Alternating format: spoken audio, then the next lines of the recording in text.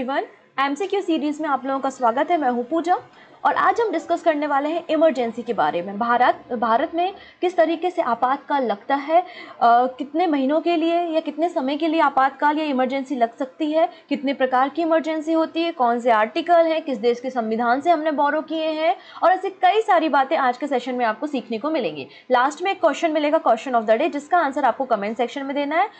मैं बीच बीच में बहुत सारे इंटरेस्टिंग फैक्ट या बहुत सारे इंपॉर्टेंट फैक्ट जो है वो इमरजेंसी के बारे में आपको बताऊंगी, तो उनको आपको ध्यान में रखना है। और चाहे तो आप नोट्स भी बना लीजिए या फिर वेबसाइट पे हम आपको पीडीएफ भी अवेलेबल हो जाएगी, तो आप पीडीएफ से भी पढ़ सकते हैं। लेकिन मैं तो आपको ये सजेस्ट करूँगी कि आप नोट्स बनाइए। अपने बनाए हुए नोट्स हमको ज़्यादा लंबे समय तक याद रहते हैं। ठीक है, तो आइए शुरुआत करते हैं। Emergency under the Indian constitution MCQs। ठीक है, एक बार लिंक को शेयर ज़रूर कर देंगे अपने फ्रेंड्स के साथ। ठीक है, चलो। और यहाँ पर देखिए, हर घर तिरंगा के अंतर्गत मैंने यहाँ पे जो स्क्रीन ली है वो भी हर घर तिरंगा की ही है, तो आप लोग भी इनिशिएटिव में पार्टिसिपेट कीजिएगा। चलो स्टार्ट करते हैं। सबसे पहला क्वेश्चन है कि जो इमरजेंसी के प्रोविज़न है हमारे कॉन्स्टिट्यूशन के किस चैप्टर में मेंशन है। बहुत ही बेसिक लेकिन इम्पॉर्टेंट क्वेश्चन है ये। तो जैसे कि आपको पता है 22 चैप्टर हमारे ओरिजिनल इंडियन कॉन्स्टिट्यूशन में थे, तो उनमें से जो 18th नंबर का चैप्टर है, 18वें नंबर का जो चैप्टर है वो डील करता है इमरजेंसी प्रोविज़न से। आपातकाल से कौन रिलेट करता है? चैप्टर नंबर 18, जिसमें आर्टिकल 352 से आर्टिकल 360 तक मेंशन है। और जो बाइमर कॉन्स्टिट्यूशन है जर्मनी का, वहाँ से हमने इमरजेंसी प्रोविजंस को लिया है। ओके है, चलो, तो ऑप्शन ए बिल्कुल करेक्ट हो जाएगा यहाँ पर। जैसे कि मैंने कहा कि पार्ट 18 में हमारे कॉन्स्टिट्यूशन में इमरजेंसी से रिलेटेड प्रोविजंस है, जिसमें आर्टिकल 352 से आर्टिकल 360 है। और सेंट्रल गवर्नमेंट जो है वो 3 प्रकार की इमरजेंसी अनाउंस करती है। एक होती है नेशनल इमरजेंसी, जिसको हम राष्ट्रीय आपातकाल कहते हैं, national emergency using article number 352। ठीक है, इसके बाद होता है प्रेसिडेंट रूल, जिसको हम कॉन्स्टिट्यूशनल इमरजेंसी भी कहते हैं, जो राज्यों में लगाई जाती है, आर्टिकल 356। और एक होती है फाइनेंशियल इमरजेंसी, जिसको हम वित्तीय आपात बोलते हैं, जो कि लगाई जाती है आर्टिकल 360 से। ठीक है, तो नेशनल इमरजेंसी भारत में 3 बार लगी है। अगर हम कॉन्स्टिट्यूशनल या प्रेसिडेंशियल रूल के बारे में बात करें तो लगभग 118 से 120 बार ये लग चुका है। और फाइनेंशियल इमरजेंसी जो है अभी तक एक बार भी भारत में नहीं लगी है। ठीक है, अभी हम कैसे लगाई जाती है, कैसे रिवोक किया जाता है, रेटिफिकेशन के लिए क्या रूल होते हैं, किस तरीके से इमरजेंसी के बिल पास किए जाते हैं, वो सभी अभी हम धीरे धीरे करके सीख लेंगे। तो फिलहाल आपको याद रखना है कि भारत में 3 प्रकार की इमरजेंसी है, national emergency, financial emergency and presidential rule. 352, 356 and 360 में आपको ये सारी जानकारी मिल जाएंगी। सो यहाँ पर सबसे पहले बात करते हैं नेशनल इमरजेंसी, जो कि 3 बार भारत में लग चुकी है। एक बार लगी थी 1962 में, जब इंडिया और चाइना का वॉर चल रहा था। फिर लगी थी 1971 में, जब इंडिया और पाकिस्तान की वॉर चल रही थी। फिर लगा था 1975 में। ऊपर के जो 2 रीजन्स हैं, मतलब 1962 और 1971, ये दोनों वॉर के कारण लगा हुआ था इमरजेंसी। और 1975 का जो बेस लगाया गया था वो था इंटरनल डिस्टर्बेंस। इंटरनल डिस्टर्बेंस के आधार पर नेशनल इमरजेंसी 1975 में इंदिरा गांधी की गवर्नमेंट ने लगाई थी। हालांकि हमने 44th नंबर के कॉन्स्टिट्यूशनल अमेंडमेंट से इंटरनल डिस्टर्बेंस जो वर्ड है ना, उसको अलग कर दिया है। अब उसकी जगह जो है वो आर्म रिवॉल्यूशन वर्ड यूज़ किया है। तो नेशनल इमरजेंसी के लिए बेस क्या क्या हो सकते हैं? वॉर चल रहा हो, एक्सटर्नल एग्रेशन हो या आर्म रिवॉल्यूशन हो, इन सभी आधारों पर नेशनल इमरजेंसी जो है वो डिक्लेयर की जाती है। प्रेसिडेंट नेशनल इमरजेंसी को डिक्लेयर करता है, लेकिन कैबिनेट के अप्रूवल पर ही प्रेसिडेंट नेशनल इमरजेंसी को डिक्लेयर करने का काम करता है। 1962 और 1971 की जो इमरजेंसी थी वो वॉर के आधार पर थी, जबकि 1975 की जो इमरजेंसी थी वो इंटरनल डिस्टर्बेंस के आधार पर थी, जिसको 44 नंबर के अमेंडमेंट से उस वर्ड को हमने हटा के एक नया शब्द इंट्रोड्यूस किया, जिसका नाम था सशस्त्र विद्रोह। ठीक है ना, तो हिंदी वालों के लिए सशस्त्र विद्रोह हमने आंतरिक अशांति की जगह इंट्रोड्यूस किया है 44वें नंबर के संविधान संशोधन से 1978 में, जो कि मोरारजी देसाई की गवर्नमेंट लेकर आई थी। ओके है, तो हमको क्लियर हो गया है कि आर्टिकल 352 में आपकी नेशनल इमरजेंसी है, प्रेसिडेंट नेशनल इमरजेंसी को डिक्लेयर करते हैं। और बेस क्या क्या हो सकते हैं? वॉर हो सकता है, एक्सटर्नल एग्रेशन हो सकता है या आर्म रिवॉल्यूशन हो सकता है। ये बातें हमको देखने को मिलती हैं। चलो आगे की बात करते हैं। तो नेशनल इमरजेंसी के लिए क्या होता है, जो बिल जैसे कि कहा कि कैबिनेट की अप्रूव पर ही प्रेसिडेंट नेशनल इमरजेंसी डिक्लेयर करते हैं। तो पहले बिल को इंट्रोड्यूस किया जाता है लोकसभा और राज्यसभा में, और जब लोकसभा और राज्यसभा स्पेशल मेजॉरिटी, याद रखेंगे सिंपल मेजॉरिटी नहीं, स्पेशल मेजॉरिटी से जब बिल को पास करती है तो ये बिल अप्रूव हो जाता है। तो स्पेशल मेजॉरिटी से पार्लियामेंट के द्वारा इस बिल को पास किया जाता है। स्पेशल मेजॉरिटी मतलब total member of that house and majority of not less than 2/3 of member present and voting, ये आपकी स्पेशल मेजॉरिटी कहलाती है। तो स्पेशल मेजॉरिटी से इस बिल को पार्लियामेंट के द्वारा पास किया जाता है। ठीक है, सो यहाँ पे 3 बार इमरजेंसी लग चुकी, जैसा कि मैंने बताया 1962, 1971 और 1975 में। ठीक है, चलिए अगली बात कर लेते हैं। यहाँ पर जैसे कि बिल इंट्रोड्यूस किया है तो लोकसभा के पास 1 महीने का समय होता है। 1 महीने के अंदर जो है इस बिल को एक्सपायर होने से पहले पास करना होता है। ठीक है, याद रखिएगा बिल इंट्रोड्यूस होने से 1 महीने के अंदर जो है वो लोकसभा को और राज्यसभा को इस बिल को स्पेशल मेजॉरिटी के साथ पास करना होता है, जिसके बाद 6 महीने तक की इमरजेंसी लगती है। 6 महीने के बाद वापस से स्पेशल मेजॉरिटी से पार्लियामेंट इस बिल को पास करेगी और 6 महीने के बाद फर्दर अगले 6 मंथ के लिए इमरजेंसी को बढ़ाया जा सकता है। कब तक बढ़ाया जा सकता है, कोई लिमिट नहीं है, अनंत तक, जब तक मन है, जब तक इमरजेंसी चल रही है, वॉर की कंडीशन है। क्योंकि कभी युद्ध शुरू होता है तो पता नहीं रहता है ना, 1 महीने का युद्ध है, 6 महीने का युद्ध है या 6 साल तक वो वॉर चलने वाला है। जैसे कि अब रशिया यूक्रेन की लड़ाई चल रही है, वो कब खत्म होगी, वी डोंट नो, राइट। तो इसलिए यहाँ पे इमरजेंसी के लिए कहा गया है कि एक बार में 6 महीने तक आप इमरजेंसी को एक्सटेंड कर सकते हो और हर बार एक्सटेंशन के लिए आपको पार्लियामेंट से अप्रूवल लेने की जरूरत है। ये बात हमारे कॉन्स्टिट्यूशन में मेंशन है। It can be approve by the parliament any number of times but not beyond 6 month at a time. ठीक है, तो यहाँ पे बोला गया है कि 1 मंथ के अंतर जो है वो रेटिफिकेशन की जरूरत होती है। मान लेते हैं कि आज बिल आया है और कल से जो है वो लोकसभा का सेशन डिसॉल्व हो रहा है या लोकसभा डिसॉल्व हो रही है। अब क्या करना है, अब कैसे कार्यक्रम होगा, तो कुछ नहीं, बड़ा आसान है। राज्यसभा तो डिसॉल्व होती नहीं, राज्यसभा 1 महीने के अंदर बिल को पास कर देगी और फिर जैसे ही लोकसभा बनती है और लोकसभा सत्र में आती है, सेशन में आती है, तो पहली सिटिंग, फर्स्ट सिटिंग के 1 महीने के अंदर उस बिल को पास करना होगा। बात समझ में आ रहा है। नॉर्मली तो स्पेशल मेजॉरिटी से बिल को 1 महीने के अंदर लोकसभा और राज्यसभा को पास करना है। अब लोकसभा डिसॉल्व ही हो गई है तो बिल कैसे पास होगा, तो राज्यसभा तो कर देगी, लेकिन लोकसभा के लिए है कि जब लोकसभा की सिटिंग होगी तो पहली सिटिंग से 1 महीने के अंदर इस बिल को, 30 डेज के अंदर इस बिल को लोकसभा को पास करना होता है, रेटिफाई करना होता है। ठीक है ना, रेक्टिफाइड करना होता है। चलो आगे बात कर लेते हैं। President can declare an emergency only on written advice of cabinet। Cabinet की लिखित सलाह पर ही राष्ट्रपति इमरजेंसी को लगा सकते हैं। अब इमरजेंसी भी यहाँ 2 प्रकार की है, एक है एक्सटर्नल इमरजेंसी और एक है इंटरनल इमरजेंसी। एक्सटर्नल इमरजेंसी मतलब किसी दूसरे देश ने भारत पर हमला कर दिया हो तो वो एक्सटर्नल इमरजेंसी है, और इंटरनल इमरजेंसी मतलब भारत के अंदर ही वॉर चल रही हो, लड़ाई चल रही हो, आर्म रिवॉल्यूशन चल रहा हो, लोग अस्त्र शस्त्र लेके रोड पे चल रहे हो, तो 2 बातें हो सकती हैं। तो एक्सटर्नल और इंटरनल 2 प्रकार से नेशनल इमरजेंसी आ सकती हैं। चलो आगे बात करते हैं। Which of the following constitutional amendment equipped president to impose national emergency on a particular part of India. अब देखो, ऐसा जरूरी नहीं है कि नेशनल इमरजेंसी पूरे देश में लगाई जाए।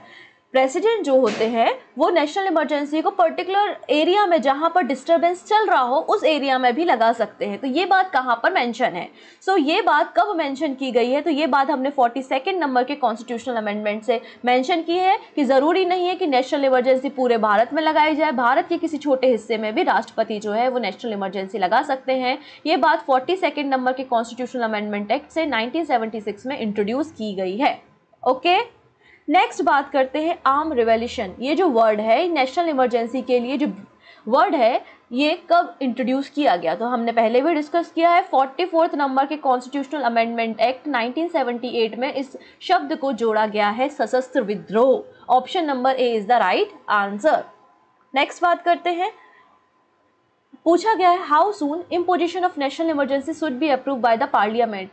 कितने समय के अंदर पार्लियामेंट को नेशनल इमरजेंसी को अप्रूव करना पड़ेगा, तो आंसर हो जाएगा 1 मंथ। अभी हमने देखा था 1 महीने के अंदर ये सारे कार्यक्रम कर लेने चाहिए, तो option is the right answer. और डिसॉल्व होने की कंडीशन भी मैंने आपको समझा दी है। तो याद रखिएगा हर एक इमरजेंसी के लिए ये जो पीरियड है ना अप्रूव करने का बिल को, वो अलग अलग है, ठीक है ना। जैसे कि नेशनल इमरजेंसी के केस में तो आपने 1 महीने देखा है, तो अभी हम जब प्रेसिडेंट रूल की बात करेंगे ना, कॉन्स्टिट्यूशनल इमरजेंसी, तब वहां पर 2 महीने हो जाएगा, ठीक है। तो हर के लिए अलग अलग है। अभी आपको टेबल दे दूंगी मैं, तो उस टेबल में आपको चीजें और भी अच्छे से क्लियर हो जाएंगी। नेक्स्ट बात करते हैं, if the announcement of national emergency has been approved by both the house of the parliament, how long will it be effected. अब दोनों हाउसेस ने, पार्लियामेंट ने जो है वो बिल को मेजॉरिटी, स्पेशल मेजॉरिटी के साथ पास कर दिया है। तो इमरजेंसी को कितने समय के लिए इम्पोज किया जाएगा, तो एक बार में 6 महीने से ज्यादा इमरजेंसी नहीं लगाई जा सकती। तो आंसर क्या हो जाएगा यहाँ पे, 6 मंथ, 6 मंथ, हाँ 6 मंथ करते हुए इसको एक्सटेंड किया जा सकता है पार्लियामेंट की अप्रूवल से। नेक्स्ट बात करते हैं, What kind of emergency will be imposed in the case of war, external aggression and armed revolution? किस प्रकार की इमरजेंसी को लगाया जाता है? तो ये बात तो हमको क्लियर हो चुकी है कि इन सारी कंडीशन में नेशनल इमरजेंसी लगती है और ये आर्टिकल 352 में मिलती है। तो ऑप्शन बी बिल्कुल सही हो जाएगा। आसान है। चलो अब फाइनेंशियल इमरजेंसी पे बात करते हैं। How many time have the financial emergency impose in India? कितनी बार वित्तीय आपात लगा है भारत में? तो एक बार नौबत बन गई थी लेकिन लग नहीं पाया था, तो एक बार भी लगा नहीं है, तो never. Option number D is the right answer. तो फाइनेंशियल इमरजेंसी आपको आर्टिकल नंबर 360 में मिलेगी। और इस जो हम फाइनेंशियल इमरजेंसी के लिए अगर हम बोलें कि जो हम इंस्पायर हुए हैं वो कहाँ से हुए हैं? यूएसए के नेशनल रिकवरी एक्ट 1933 से हुए हैं। अगर प्रेसिडेंट को लगता है कि भारत का वित्तीय कोष कम हो रहा है, जो भारत का फॉरेन रिजर्व है वो कम हो रहा है, क्रेडिट ऑफ इंडिया या फिर फाइनेंशियल स्टेबिलिटी नहीं है, तो ऐसी सिचुएशन में राष्ट्रपति जो होते हैं वो financial emergency using article number 360 impose कर सकते हैं। और इसके अंतर्गत जो स्टेट लेजिस्लेचर के जो भी पावर्स होते हैं वो सेंट्रल के पास आ जाते हैं, ठीक है ना। इस बात को भी याद रखना है। आगे अगर हम बात करते हैं तो इसका भी वही प्रोसीजर है कि दोनों हाउस जो हैं वो बिल को पास करते हैं और बिल पास होने के बाद नेशनल इमरजेंसी को लगाया जाता है। लेकिन नेशनल इमरजेंसी को एक बार आपने रेटिफाई कर दिया, national financial emergency, I am sorry, financial emergency का बिल एक बार आपने रेटिफाई कर दिया है और फाइनेंशियल इमरजेंसी लग गई है, तो उसकी कोई लिमिट नहीं होती, 6 महीने, 1 साल, या जब तक रिक्वायरमेंट है तब तक फाइनेंशियल इमरजेंसी रहेगी। और फाइनेंशियल इमरजेंसी के साथ एक और केस होता है कि जैसे कि अभी हमने देखा कि नेशनल इमरजेंसी में हर 6 मंथ में कैबिनेट की अप्रूवल चाहिए होती है, पार्लियामेंट की अप्रूवल चाहिए होती है, लेकिन नेशनल इमरजेंसी के केस में ऐसा नहीं है। फाइनेंशियल इमरजेंसी के केस में ऐसा कोई केस नहीं बनता है। फाइनेंशियल इमरजेंसी के केस में हर 6 मंथ में पार्लियामेंट की रिक्वायरमेंट नहीं होती, उसकी अप्रूवल की रिक्वायरमेंट नहीं होती, इसको मैक्सिमम लिमिट तक विदाउट अप्रूवल एक्सटेंड किया जा सकता है, ठीक है ना। अब इस बिल को पास करने के लिए जो डेट होती है वो 2 महीने की होती है, ठीक है ना। 2 महीने के अंदर हाउस ऑफ पार्लियामेंट को जो है इस बिल को पास करना पड़ेगा। 2 मंथ्स यहाँ पर क्राइटेरिया है और अगेन वही क्राइटेरिया है, अगर लोकसभा डिसॉल्व हो गई है तो राज्यसभा पास करेगी और लोकसभा की पहली सिटिंग से 30 डेज के अंदर इस बिल को पास किया जाएगा। ओके, तो यहाँ पर जो क्राइटेरिया है वो 2 मंथ का है। नेशनल इमरजेंसी में 1 महीने का था, फाइनेंशियल इमरजेंसी में 2 महीने का है। नेशनल इमरजेंसी 6 महीने के लिए लगती थी और फाइनेंशियल इमरजेंसी का कोई फिक्स टाइम नहीं होता। नेशनल इमरजेंसी जो होती है 6 महीने के बाद उसे पार्लियामेंट की अप्रूवल होती है फर्दर एक्सटेंशन के लिए, लेकिन फाइनेंशियल इमरजेंसी को फर्दर एक्सटेंशन के लिए पार्लियामेंट की रिक्वायरमेंट नहीं होती है। साथ ही साथ जो हमारी नेशनल इमरजेंसी थी उसके लिए जो बिल पास किया जाता है वो स्पेशल मेजॉरिटी से किया जाता है और यहाँ पर सिंपल मेजॉरिटी से बिल पास किया जाता है। सिंपल मेजॉरिटी की जरूरत होती है इसे रिवोक करने के लिए, इसे हटाने के लिए। वहाँ पर स्पेशल मेजॉरिटी चाहिए, यहाँ पे सिंपल मेजॉरिटी से ही आप बिल को रिवोक कर सकते हैं। तो एक बार हम देख लेते हैं थोड़ी सी बातें, जैसे कि नेशनल इमरजेंसी हमने देखा आर्टिकल 352 में है, प्रेसिडेंट रूल आर्टिकल 356 में है, फाइनेंशियल इमरजेंसी आर्टिकल 360 में है, ठीक है। ग्राउंड क्या होता है डिक्लेरेशन का? नेशनल इमरजेंसी हमने बताया वॉर के कारण, एक्सटर्नल एग्रेशन है या आर्म रिवोल्यूशन है, तो उस केस में नेशनल इमरजेंसी लगाई जाती है। फिर फाइनेंशियल इमरजेंसी बताई, फाइनेंशियल स्टेबिलिटी को थ्रेट हो, है ना, तो उस केस में प्रेसिडेंट फाइनेंशियल इमरजेंसी लगाते हैं। प्रेसिडेंट रूल कब लगाया जाता है? अगर किसी राज्य में राज्य सरकार कॉन्स्टिट्यूशन के अकॉर्डिंग काम नहीं कर रही है या फेलियर ऑफ कॉन्स्टिट्यूशनल मशीनरी हो, तो उस केस में प्रेसिडेंट रूल लगाया जाता है। पार्लियामेंट अप्रूवल, तो तीनों इमरजेंसी को लगाने के लिए पार्लियामेंट की अप्रूवल की जरूरत होती है, ठीक है। Must be approve by the both house of the parliament. पर नेशनल इमरजेंसी के केस में with in 1 month president rule के केस में विथ इन 2 मंथ और फाइनेंशियल के केस में भी विथ इन 2 मंथ। तो इसको आपको याद रखना है। तो इसका स्क्रीनशॉट अगर लेना हो तो ले लो। यहाँ से आपकी आधी से ज़्यादा समस्याएं मुझे लगता है ख़त्म हो जाएंगी। अभी थोड़ी देर बाद 2 टेबल और मिलेंगे तो वहाँ से पूरी समस्याएं ख़त्म हो जाएंगी। ठीक है, चलो आगे क्वेश्चन देख लें। अगली बात करते हैं 38 नंबर की कॉन्स्टिट्यूशनल अमेंडमेंट एक्ट 1975 से, जो इंदिरा गांधी जी की गवर्नमेंट के समय ही कराया गया था। और उसमें कहा गया था कि जो फाइनेंशियल इमरजेंसी उसको क्वेश्चन नहीं किया जा सकता, can not be questioned in court of law, मतलब आप इसे चैलेंज नहीं कर सकते कोर्ट में। लेकिन जब हमने मोरारजी देसाई की गवर्नमेंट आती है, 44 नंबर के कॉन्स्टिट्यूशनल अमेंडमेंट को लेकर आती है 1978 में, तो इसे जुडिशियल रिव्यू के अंतर्गत ला दिया जाता है। ठीक है, अब अगर फाइनेंशियल इमरजेंसी का केस लगता है तो कोई भी स्टेट अगर कोई फाइनेंस बिल को पास करती है तो उसके लिए भी उसे पार्लियामेंट की अप्रूवल की ज़रूरत होती है। साथ ही साथ प्रेसिडेंट जो होते हैं वो सुप्रीम कोर्ट के जजेस हो गए, हाई कोर्ट के जजेस हो गए, या फिर जो भी सेंट्रल गवर्नमेंट के एम्प्लॉय है, स्टेट गवर्नमेंट के एम्प्लॉय हैं, उनकी सैलरी और उनके अलाउंसेज में जो है वो डिक्रीमेंट कर सकते हैं या रिड्यूस कर सकते हैं। ये पावर प्रेसिडेंट के पास होती है फाइनेंशियल इमरजेंसी के केस में। ठीक है, तो हम लोग हमेशा पढ़ते हैं कि हाई कोर्ट और सुप्रीम कोर्ट के जजेस की सैलरी को कभी भी कम नहीं किया जा सकता है। बस एक्सेप्शन क्या होता है, फाइनेंशियल इमरजेंसी ना लगी हो, अदरवाइज कभी भी उनकी सैलरी को कम नहीं किया जा सकता है। नेक्स्ट है, विच of the following fundamental right do not gate abolished automatically during national emergency. अब जब नेशनल इमरजेंसी लगती है तो हमारे जो फंडामेंटल राइट है वो कुछ समय के लिए सस्पेंड कर दिए जाते हैं, लेकिन 2 ऐसे फंडामेंटल राइट है जो कभी भी सस्पेंड नहीं होते हैं, एक आर्टिकल 20 और एक आर्टिकल 21। तो वही लिखा है कि कौन से 2 ऐसे फंडामेंटल राइट है जो नेशनल इमरजेंसी के समय भी खत्म नहीं होते हैं, तो वो आर्टिकल 20 और आर्टिकल 21 है। ठीक है, तो ऑप्शन नंबर डी बिल्कुल करेक्ट हो जाएगा यहाँ पर। तो आप यहाँ पे वो आर्टिकल देखेंगे जहाँ पर हम बात करेंगे आर्टिकल 359 की। आर्टिकल 359 में लिखा हुआ है कि जब इमरजेंसी लगेगी तो हमारे फंडामेंटल राइट जो हैं वो सस्पेंड कर दिए जाएंगे, जो कि हमारी पार्ट 3 में मेंशन है। लेकिन यहाँ पर एक्सेप्शन लिखा हुआ है कि आर्टिकल 20 और आर्टिकल 21 नेशनल इमरजेंसी के समय भी सस्पेंड नहीं किए जाएंगे। ठीक है, वहीं आर्टिकल नंबर 358 में सस्पेंशन ऑफ आपका आर्टिकल नंबर 19 जो आपकी स्वतंत्रता का अधिकार है, राइट टू फ्रीडम जो है ना, बोलने का अधिकार, रैली निकालने का अधिकार, स्पीच देने का अधिकार, ये सभी सस्पेंड हो जाते हैं ड्यूरिंग द इमरजेंसी। ये बात आर्टिकल 358 में लिखी गई है।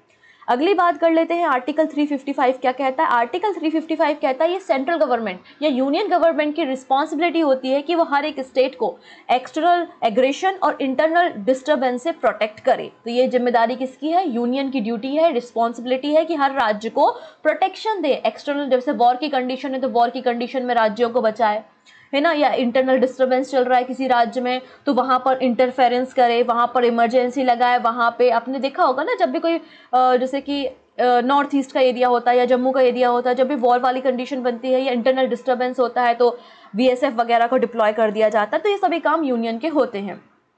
ठीक है, फिर आर्टिकल 354 क्या कहता है, application of provision related to distribution of revenue. अगर आपने इमरजेंसी लगाई है तो रेवेन्यू को डिस्ट्रीब्यूशन कैसे होगा, उसके लिए क्या लॉज होंगे, ये सारी बातें आर्टिकल 354 में मेंशन है। वहीं आर्टिकल 353 आपको इमरजेंसी को किन बेसिस पे लगाना है वो सारी कहानियां बताता है। तो आपको आर्टिकल 355, 358 और 359 को याद रखना है। तो टोटल 6 आर्टिकल आपको इमरजेंसी में अगर याद है तो कहानी एकदम क्लियर है। कौन कौन से हैं वो 6 आर्टिकल, 352 है, 356 है, 360 है, इसके बाद 355 कर लो, 358 कर लो और 359 कर लो, हो गया इमरजेंसी पार्ट नंबर 18 खत्म। इतने आर्टिकल की कहानी और छोटी छोटी सी जो बातें बस वही याद रखनी है। चलो अगला क्वेश्चन देखते हैं, कौन सा स्टेटमेंट सही नहीं है। The fundamental right of Article 19 are suspended automatically during national emergency declared on the basis of war or external aggression। मतलब अगर नेशनल इमरजेंसी लग रही है तो उस केस में हमारा जो राइट टू फ्रीडम है आर्टिकल 19 में, जो हमारा फंडामेंटल राइट है वो ऑटोमेटिकली सस्पेंड हो जाता है। हाँ यार बिल्कुल सही है, तो हमने पढ़ा भी है। नेक्स्ट है, fundamental right of article 19 can not be suspended in the case of national emergency declare on the basis of arm revolution. अब इसमें बोला है अगर नेशनल इमरजेंसी जो है वो वॉर की कंडीशन में लगी तो ठीक है, लेकिन अगर आर्म रिवोल्यूशन की कंडीशन में इमरजेंसी लगी तो उस समय आर्टिकल 19 सस्पेंड नहीं होगा। नेक्स्ट बात लिखी है, article 19 automatically revive when the national emergency is over. Article 19 automatically revive हो जाता है जैसे नेशनल इमरजेंसी खत्म हो जाती है। अगली बात लिखी है, when a national emergency is enforced the fundamental right of article 19 are repealed after the president order. तो यहाँ पे बोला है प्रेसिडेंट ऑर्डर पर फंडामेंटल राइट आर्टिकल 19 को लगाया जाता है जब नेशनल इमरजेंसी होती है। तो ये बात डी गलत है, बाकी सारी बातें एकदम सही है। यहाँ पे राष्ट्रपति ऑर्डर नहीं देता, ये ऑटोमेटिकली ही हो जाता है, ठीक है ना। तो जब नेशनल इमरजेंसी लगती है तो फंडामेंटल राइट में आर्टिकल नंबर 19 जो है वो ऑटोमेटिकली कैंसिल हो जाता है, इसके लिए किसी ऑर्डर की, प्रेसिडेंट ऑर्डर की जरूरत नहीं होती। तो ऑप्शन डी गलत है, बाकी सारी जो पिक्चर है यहाँ पे वो सब सही है। How many times have the national emergency been implemented in India, कितनी बार? तो अभी हमने देखा है 3 बार इम्पोज हो चुकी है। Option number 3 is the right answer, 62, 71 and 75। Next है, कितने प्रकार की सिनोनिम ऑफ इमरजेंसी क्या है? तो इमरजेंसी प्रेसिडेंट रूल भी होते हैं, स्टेट इमरजेंसी भी होती है, कॉन्स्टिट्यूशनल इमरजेंसी भी होती है। तो तीनों बातें ही सही है, तो all of the above is the right answer. Next question की बात करते हैं। देखिएगा, इस क्वेश्चन को हम पढ़ते हैं, इमरजेंसी से related provision. Emergency due to the war, external aggression are the armed revolution that popularly known as national emergency come under article 356. तो national emergency article 356 के अंदर आती है? बिल्कुल नहीं आती, अभी हमने पढ़ा है 352 के अंदर आती है। फिर लिखा है an emergency due to the failure of constitutional machinery in the state come under article 360. अगर constitutional machinery fail हो जाए तो हम president rule लगाते हैं या स्टेट इमरजेंसी लगाते हैं, और स्टेट इमरजेंसी आर्टिकल 360 के अंदर आती है, तो ये बात भी गलत है, ये तो 356 के अंदर आती है। फिर फाइनेंशियल इमरजेंसी जो है लिखा है तो ये आर्टिकल 352 के अंदर आती है, नहीं, ये भी आर्टिकल 360 के अंदर आती है। तो ये सब ऊपर नीचे करके आर्टिकल दिए हैं आप लोगों को थोड़ा सा गुमराह करने के लिए, और कुछ भी नहीं है, मतलब कोई भी स्टेटमेंट सही नहीं है। तो ऑप्शन हो जाएगा D, none of the above. Next बात करते हैं, 42nd Constitutional Amendment Act 1976 enable the President of limit the operation of national emergency to a specified part of India. तो 42वें नंबर के संविधान संशोधन से राष्ट्रपति को ये पावर मिलती है कि वो हमारे देश के किसी एक पर्टिकुलर एरिया में नेशनल इमरजेंसी को लगा सकते हैं। ओके, बिल्कुल सही है। अगला है 44th नंबर के कॉन्स्टिट्यूशनल अमेंडमेंट एक्ट 1978 से हमने एक नया वर्ड इंट्रोड्यूस किया है इंटरनल डिस्टर्बेंस के जगह पर, या रिप्लेसमेंट किया है, जिसका नाम है आर्म रेवोल्यूशन। ये तो बात बिल्कुल सही है। अगला है when a national emergency is declare on the ground of war or external aggression it is known as the external emergency. जब वॉर के आधार पर इमरजेंसी लगती है तो उसे एक्सटर्नल इमरजेंसी कहते हैं, ये बात भी सही है। When national emergency declare on the ground of arm revolution it is known as the internal emergency, और ये बात भी बिल्कुल सही है। मतलब सारी बातें ही सही हैं यहाँ पे, तो all of the above is the right answer. ठीक है, नेक्स्ट बात करते हैं।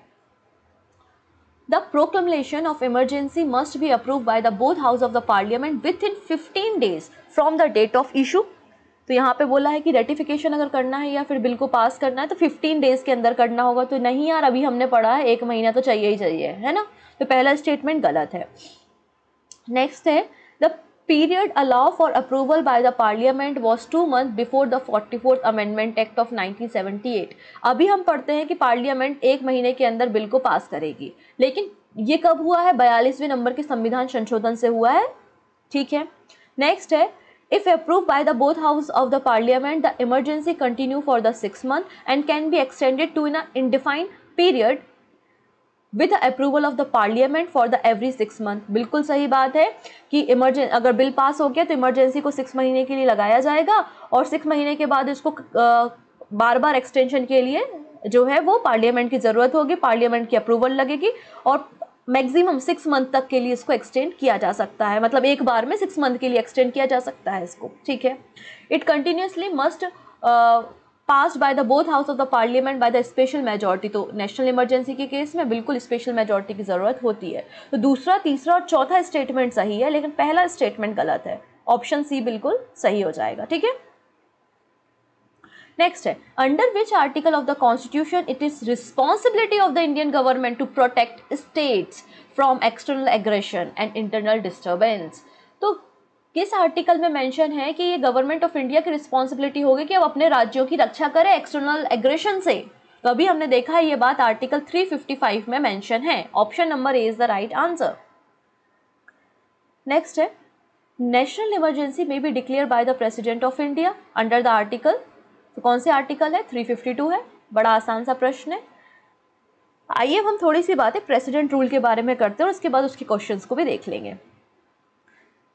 Section 93 of the government of India act 1935 में आपको फाउंडेशन देखने को मिलता है आर्टिकल 356 का इंडियन कॉन्स्टिट्यूशन का।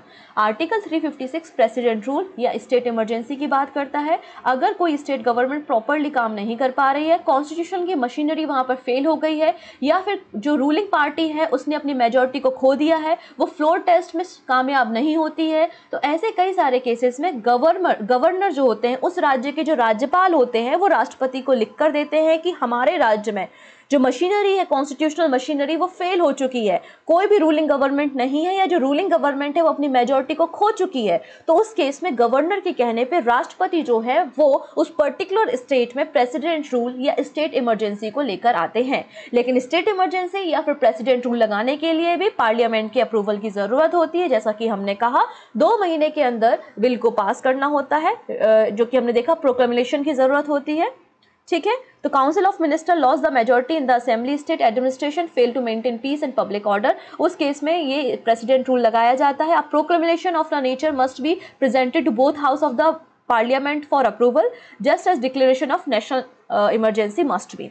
ठीक है, तो यहाँ पे within the 2 month date of issue से इसको पास करना होता है। अगेन वही डिसॉल्व हो गई है तो राज्यसभा पास कर देगी, और लोकसभा की जब पहली सिटिंग होगी तो उसके 30 दिन के अंदर इसको पास करना होता है। तो वही कहानी है जैसे कि अभी तक हम सुनते हुए आ रहे हैं। लेकिन आर्टिकल 356 एक ऐसा आर्टिकल है जिसका इतना मिसयूज हुआ है जो किसी और आर्टिकल का नहीं होता है। क्योंकि जब भी जैसे कि रूलिंग पार्टी है, मान लेते हैं कि कोई राज्य है, सब मान के चल रहे हैं, एक कंडीशन बस लेके चल रहे हैं, ठीक है ना, बहुत ही एकदम दिल से मत ले लेना।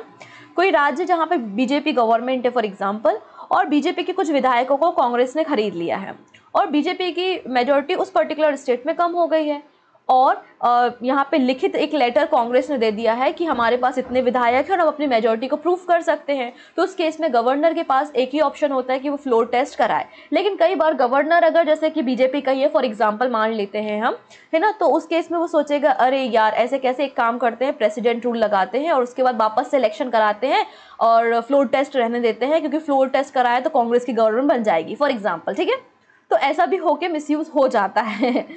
सो इसलिए बाबा साहब अम्बेडकर ने कहा है कि आर्टिकल 356 का बहुत ज़्यादा मिसयूज़ हुआ है। सबसे पहली बार प्रेसिडेंट रूल को जो है वो पंजाब में 1951 में इम्पोज किया गया था, और इसके बाद एक जजमेंट पास हुआ था 1992 की बात है I think, SR Bommai versus union of India के 9 जजेस की बेंच ने एक वर्डिक्ट को पास किया था, और इसमें ये जो सारी चीज़ें हैं ना ये जुडिशियल रिव्यू के अंतर्गत रख दी गई। मतलब अगर ऐसा करता है, गवर्नर अपनी पावर का गलत उपयोग कर रहा है, प्रेसिडेंट गलत तरीके से इमरजेंसी या प्रेसिडेंट रूल लगा रहा है, तो उस केस में जुडिशियल रिव्यू होते हैं। ठीक है, चलो नेक्स्ट बात करते हैं। Which one of the following is not a basis to declare national emergency in India? कौन सा यहाँ पर बेस नहीं है? तो थ्रेट टू इंटरनल पीस, ये कोई बेस नहीं होता, बाकी सारे बेस हैं। Option number C is the right answer. Under which of the following article the president of India can suspend the enforcement of fundamental right? तो किस आर्टिकल के अंतर्गत जो है वो सस्पेंड हो जाते हैं fundamental right, except article 20 and 21? तो अभी हमने देखा है article number 359, option number B is the right answer. Next है, under article 356 of the constitution of India president rule was impose for the first time in, तो 1951 में पंजाब में हुआ था, जिसको हम पेप्सू बोल रहे हैं। Option number C is the right answer. Next question है, the term of state legislative assembly can be extended during emergency by? अब मतलब यहाँ पे बोला है कि इमरजेंसी को एक्सटेंड करने के लिए आप किसकी परमिशन लेंगे? तो बिल्कुल पार्लियामेंट की परमिशन तो लगेगी इमरजेंसी को एक्सटेंड करने के लिए, तो ऑप्शन नंबर बी बिल्कुल करेक्ट हो जाएगा। नेक्स्ट है, प्रेसिडेंट रूल को इम्पोज करने के लिए किसकी एडवाइस ज़रूरी होती है? तो गवर्नर की एडवाइस पर ही प्रेसिडेंट रूल राज्यों में लगाया जाता है, तो governor, option number C is the right answer. ठीक है, आइए अब थोड़ी सी और बातें करते हैं। इमरजेंसी में मेजॉरिटी रिक्वायर्ड, अगर स्पेशल मेजॉरिटी चाहिए होती है नेशनल इमरजेंसी के केस में, और सिंपल मेजॉरिटी चाहिए होती है प्रेसिडेंट रूल और फाइनेंशियल इमरजेंसी के केस में। ठीक है, अगर हम ड्यूरेशन ऑफ इमरजेंसी देखते हैं तो नेशनल इमरजेंसी को जो है वो 6 मंथ के लिए लगाया जाता है, और 6 मंथ के बाद इसको फर्दर 6 मंथ के लिए एक्सटेंड किया जाता है। लेकिन एक बार में 6 महीने से ज़्यादा एक्सटेंशन नहीं होता है। कब तक एक्सटेंड किया जा सकता है तो उसकी भी कोई लिमिट नहीं है, कितनी बार भी 6 महीने करते हुए इसको एक्सटेंड किया जा सकता है।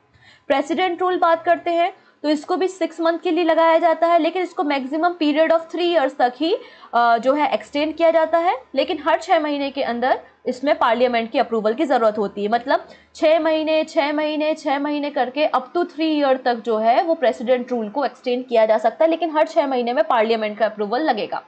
फाइनेंशियल इमरजेंसी, तो इसमें लिखा हुआ है कि इसकी कोई मैक्सिमम लिमिट नहीं है और बार बार रिक्वायरमेंट भी नहीं होती है अप्रूवल की, इसको कितने लंबे समय तक के लिए एक्सटेंड किया जा सकता है। ओके, फिर अब बात करते हैं इमरजेंसी को हटाने की।